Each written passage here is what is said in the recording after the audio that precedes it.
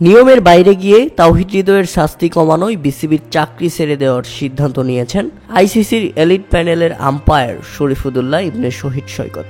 তিনি মনে করেন, যেই নিয়মে গিয়ে তাওহিদ হৃদয়ের শাস্তি কমানোর সিদ্ধান্ত নেওয়া হয়েছে, এটার মাধ্যমে অনফিল্ড আম্পায়ারদের অসম্মান করা হয়েছে। বিষয়টি ইতিমধ্যেই কানে এসেছে বিসিবির। আজকে একটি সভাও হতে পারে এই টপিকে। তবে বিষয়টি অত্যন্ত লজ্জাজনক এবং দুঃখজনক আম্পায়ারদের জন্য। তাই তো একজন সৎ আম্পায়ারের গায়ে আগুন লাগবে, এমনটাই স্বাভাবিক। আর সৎ থাকতে তিনি কখনো অন্যায়ের কাছে মাথা নত করবেন না, মেনে নিবেন না অন্যায়, মেনে নিবেন না বিসিবির সিন্ডিকেটদের এইসব সিদ্ধান্ত। আর সেখান থেকেই বিসিবি থেকে পদত্যাগ করতে চান শরীফুদ্দৌলা ইবনে শহীদ সৈকত। আম্পায়াররা মাঠে ঠিক ভুল অনেক ডিসিশনই দিয়ে থাকেন।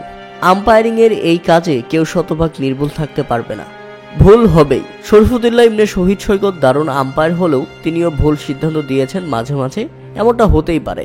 তবে এই এলিট প্যানেলের আম্পায়ার শরীফুদ্দৌলা তিনি তার ক্যারিয়ারের একটা বিষয় মেনটেন করেছেন খুব ভালোভাবেই।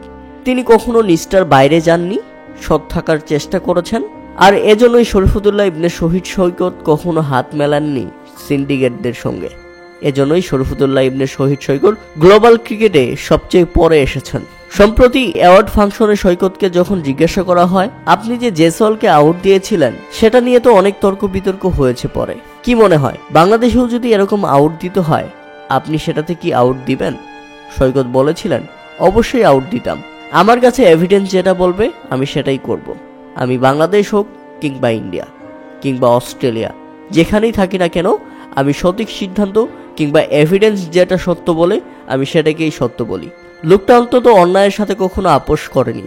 তাই আজ যখন দেখা যাচ্ছে বিসিবির সিন্ডিকেটরা অন্যায়ভাবে একজন প্লেয়ারকে খেলাতে নিয়মের পরিবর্তন আনছে, সেই ব্যাপারটাকে অসম্মানজনক ভেবে নিচ্ছেন শরীফুদ্দৌলা ইবনে শহীদ সৈকত এবং অপমান সহ্য করতে না পেরে আম্পায়ারিং এর চাকরি ছেড়ে দিতে চাচ্ছেন ঘরোয়া লিগ থেকে, চাকরি ছেড়ে দিতে চাচ্ছেন বিসিবি থেকে।